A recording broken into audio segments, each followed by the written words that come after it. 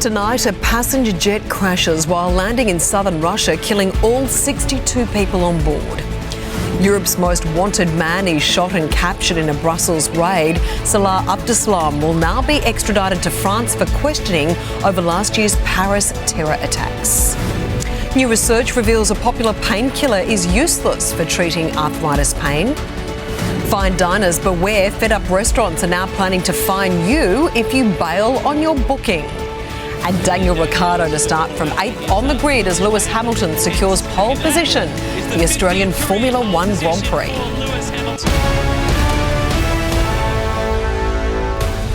This is 10 Eyewitness News, first at 5 with Natarsha Belling. Good evening. First tonight, a Fly Dubai passenger jet circled a Russian airport in high winds and poor visibility before making a second fatal attempt at landing. The Boeing 737 went down in the country's south near its border with Ukraine. Jessica Turner has more. We got him. The 3 words Belgian authorities have been waiting months to proclaim. After an extensive manhunt and several raids, police in Brussels finally arrested the prime suspect wanted over last year's Paris attacks. Belinda Nusafora has more. A Perth man has been charged with aggravated assault over a brick attack that injured a young child. 2-year-old Bryson Bennell was caught in the crossfire when the 26-year-old started throwing bricks at a stranger who wouldn't give him a cigarette. One of the bricks bounced, hitting Bryson in the face and injuring his eye. The man will face court next month. Duck hunting season has kicked off across South Australia and Victoria, ruffling activists' feathers once again. Demonstrators expressed their concern on the steps of Adelaide's Parliament House, pointing out the sport is banned in other states. RSPCA SA and the Animal Justice Party were among the crowd, and they want a ban on the sport, labelling it barbaric and a cruel practice. Melbourne has become a petrolhead's paradise with another massive crowd turning out for day 3 of the Australian Grand Prix Festival. Joe Hill joins us now live from Albert Park. And Joe, the weather there hasn't been a concern for the many fans. Yeah, no doubt Marianne and Beverly will be among another massive crowd tomorrow cheering on our man Dan Avocado, I think it was there. Now, the big race gets underway tomorrow afternoon. It should be a little nicer weather-wise, Tash. We're really hoping for it. Indeed. Thank you, Joe. Still to come tonight, the Visionary Project helping to deliver specialist eye care. Also, front up or pay up, the new plan to prevent diners from not honouring their bookings. Hulk Hogan's incredible win. You won't believe how much the wrestler walked away with after his sex tape scandal. And he's back. The kindergarten cop returns to our shores for his very own strongman competition.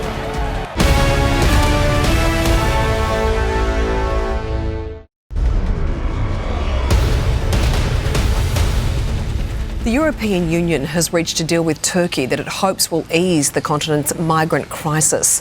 Under the plan, migrants arriving in Greece from Sunday will be returned to Turkey if their asylum claim is rejected. In return, EU countries have agreed to resettle thousands of Syrian migrants already living in Turkey.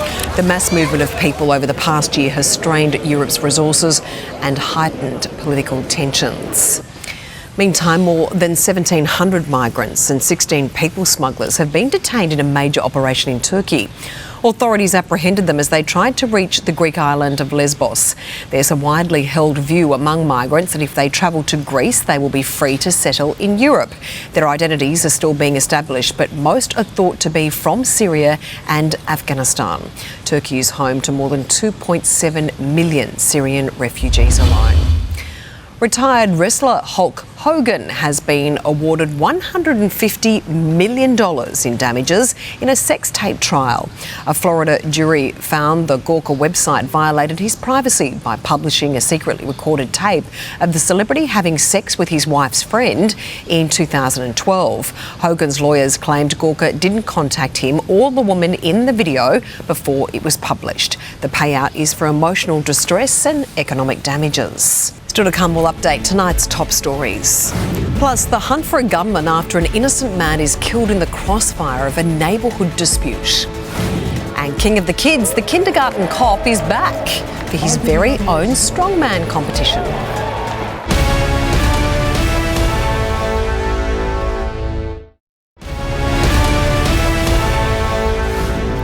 Checking tonight's top stories now, and a fly Dubai passenger jet has crashed in southern Russia, killing more than 60 people. The Boeing 737 reportedly missed the runway as it tried to land in poor weather. After an extensive manhunt and several raids, police in Brussels have finally arrested the prime suspect wanted over last year's Paris attacks. Salah Abdeslam will now be extradited to France for questioning. And up in arms, Family First Senator Bob Day is seeking to dismantle the government's newly passed Senate reforms, launching a High Court appeal over the controversial voting laws. Time for sport now with Adam Hawes. And Adam, Daniel Ricciardo has a tough job ahead of him. We've got our fingers crossed for him. Didn't quite go to plan today. The local favourite had to take a back seat after Lewis Hamilton again showed he is the man to beat. It's more of the same from the reigning champ, Hamilton bringing up a half-century of pole positions. Australia caught short at the T20 World Cup by the Kiwis. We'll hear from Steve Smith next. And Gay Waterhouse's bid for 7 golden slippers couldn't have gone much worse.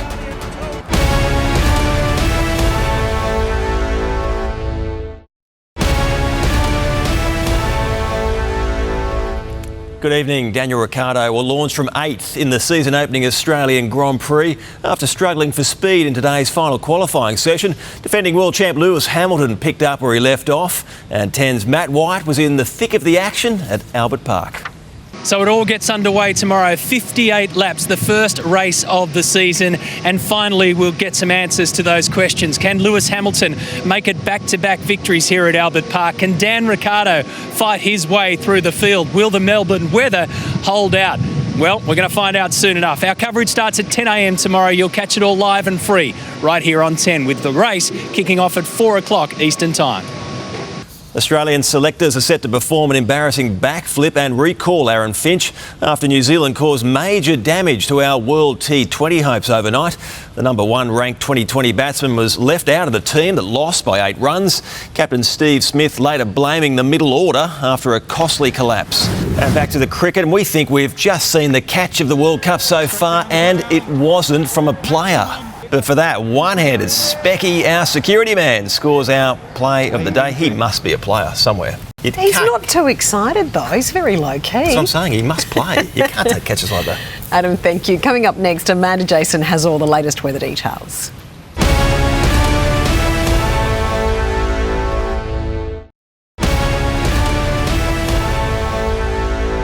And joining us now for an update on all the latest weather details is Amanda Jason. Amanda, some storms underway in some parts of the country.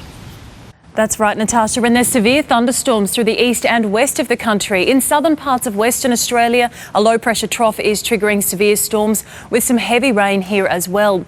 Across the southeast of the country, all this speckled cloud is in the wake of a cold front. It's been bringing some very cool conditions and just some isolated showers, while a low-pressure trough through southeastern parts of Queensland is triggering severe thunderstorms here as well.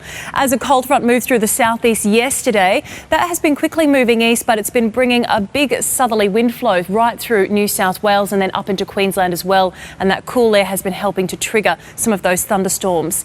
In Perth today, we made it to 25 degrees. We got to 22 in Adelaide, 19 is all we made it to in Melbourne, and just 15 in Hobart, 20 in Canberra, 24 in Sydney, 33 in Brisbane.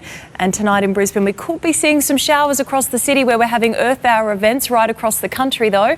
And tomorrow we are going to see the potential of more showers, but I'll have full details for you shortly. Amanda, thank you. And that's 10 Eyewitness News for this Saturday evening. I'm Natarsha Belling. Thanks so much for your company. I hope you enjoy the rest of your night. Good night.